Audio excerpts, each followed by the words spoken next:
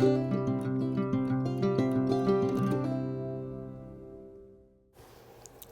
everyone, welcome back to my channel. It's Anne at Martin House Flowers. I thought this was a funny Halloween decoration from the neighbors. Thought I'd share. And these were some beautiful orange roses that Greg gave me for our wedding anniversary this week. They were so large. They've actually continued to open up and grow even larger. And I actually even removed some of the guard petals, and they are still really huge roses. These were photographed, I think, on day 2, once I put them in a vase. So in today's video, I thought I would take you for a quick walk around the garden in October to show you my dahlias in bloom. And this is Earth Angel with these, I call them Jurassic arms, that I'm going to have to cut back soon. And walking along my south garden in my long rose bed, we've got Princess Alexandra of Kent with several blooms. She's such a prolific rose. I think she's one of my favorite now. And look what her bud looks like before she opens up, almost a cherry red. And that is Emily Bronte, so tall with no blooms. And this is Olivia Rose, still pushing out some blooms.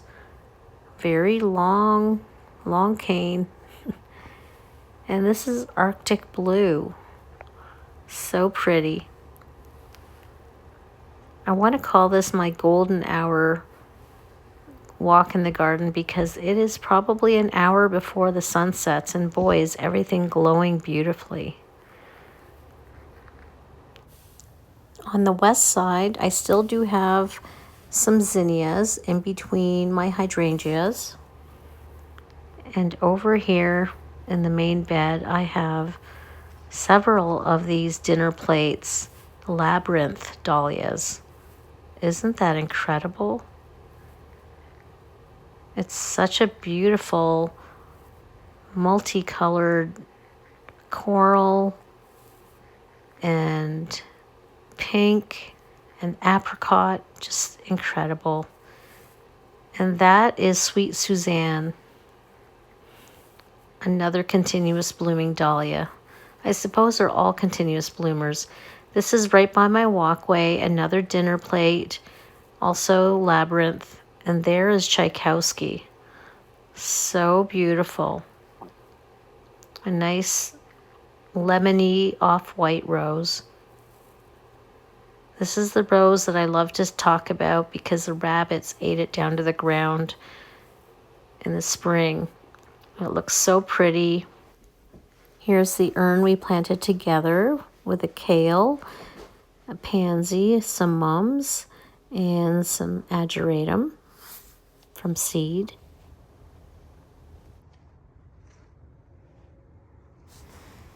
And we're walking along the hydrangea room now. I wanted to take a look at New Dawn, but those blooms were spent. So these are my zinnias. I love that combination of orange and coral and purple next to each other. And then my Quickfire Fab and the bright pink zinnias.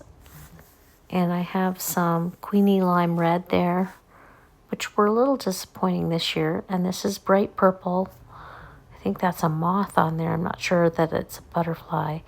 And then the coral, almost a red, are so pretty. And these are the Arbor Rose Honeymoon Rose that are almost finishing up, and they have that speckled pink on it. But that's usually a white rose. So pretty. Last year was its first year. It was really a tiny rose, so they're getting bigger. So I have been working away at these beds here, and I'm really tempted to just tear everything out. I have been cutting on the status, and we did pull out all of those zinnias the last video, but I still have some newer zinnias in that bed. And I did finally harvest some tomatoes, and I cut back a lot of the marigolds. So as you can see there, that all that space was from the marigolds. And I'm really tempted to just tear everything out of here, but I still have a lot of green tomatoes. So there will still be some harvesting of tomatoes until the first frost. I also harvested some jalapeno peppers, some of the Asian Thai peppers, because I decided I wanted to make some chili tonight. Those are my bloom-struck hydrangeas against the wall there. And there's that ageratum. It's a really tough time right now, you know, whether or not to just pull everything out, because I know that we will get our first frost probably in another week or two. And my snapdragons, I did manage to cut a few, but they're ready to come out soon. And this is the pilgrim rose with so much new growth. I'll probably get another bloom before the frost. And the teddy bear sunflowers, they need to come out for sure. There's just a lot to pull out. Look at those beautiful orange snapdragons and the yellow Potomac. I suppose I'm going to need to remove the netting before I cut all that back. But I'm not in a hurry to pull out the snapdragons, because I won't be planting tulips in those beds, because I need those beds freed up early April for my seedlings of snapdragons. Those snapdragons were planted in April and they bloomed in May all the way to October, as you can see. So these containers will also be coming out once the frost hits. And this is just the most disappointing fairy tale fresco cascading hydrangea. Now it was planted as a quart and it has filled up that container, and I'm thinking now that I want to plant them underneath the crabapple tree where you see those bags of mulch. Greg had finished mulching those beds back there, but then I picked up a few more bags because we just wanted to make sure that there was enough mulch for the winter. So these are the sweet potato vine. This is David Austin's Princess Alexandra of Kent, the same one that I have in my long rose bed. Some Gomphrena, Let's Dance Skyview hydrangeas. I have 3 of them. Some are burgundy and some are periwinkle blue. Turtlehead. These are firelight tidbits that are really pretty on the inside there. They're quite rosy, but then they got very papery. And then this one bloomed later, so it's still kind of a whitish pink that never really went lime. This is Joey Whitney, a dahlia that just keeps blooming. Does flop quite a bit, but this was really a pleasant surprise because the tubers weren't very healthy. And there's some more blooms. And that hosta I planted in the container is not looking great. So there's my potting bench with just a few annuals, lace cap hydrangeas, a giant hosta at the corner, Invincible mini mauvettes we planted together, and my endless summer that are 3 years old. Some are really pale pink and others are crispy. And more firelight tidbits and some pulmonaria. And then we're at the front. You'll see at the containers there at the corner, I pulled out all the Gomphrena and the marigolds. And these are just the last couple blooms of my Bali hibiscus. So yeah, those containers at the corner, I've only left the lemon coral sedum in there. The Gomphrena here is still pushing. I came out and watered my front porch, and then we'll go inside.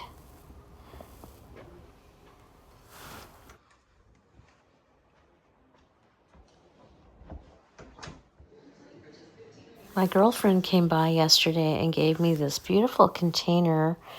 It's sort of a vintage vase that has the little frog, little openings for the flowers. So I filled them with some of those colorful zinnias from my west garden.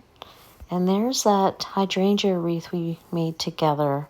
So it's maintained its color being indoors versus the basket you saw. There's just my fall arrangement that I do for the front here with some pumpkins. And there's Eddie in his new bed. He got a new bed and he was enjoying the fire today. Look at him looking so cozy, wondering why I had to wake him up. He just loved his new bed. So I harvested some tomatoes, some cherry tomatoes, some jalapeno peppers, some of those Roma tomatoes. They looked so good. And I decided to just make some chili tonight. And the tomatoes were probably not going to get snacked on, so I just added them to the ground turkey. I make my chili with ground turkey. We don't eat a lot of beef in our house. There's the jalapeno peppers going in. I even threw in some of the green cherry tomatoes just to add a little bit of tart flavor. So I used chili powder. I threw in some fresh garlic, some cilantro, some fresh basil, some red onion. It was really cool today, so I thought perfect timing to make some chili. Since I added a lot of fresh tomatoes, I only needed 1 can of crushed tomatoes.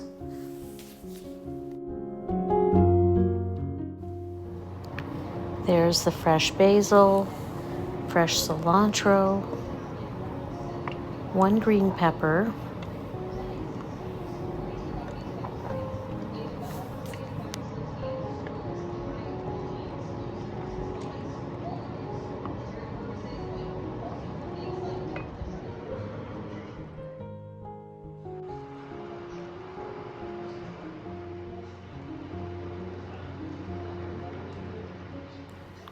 we like to use 3 different kinds of beans: chili beans, red kidney beans, and garbanzo beans or chickpeas. I also add in some Italian seasoning, and the last thing I do add is corn, a small bag of corn, which was really Greg's recipe, and I really love that, so I've adapted that into my chili. I think it just makes it just more colorful and just adds some sweetness to the chili.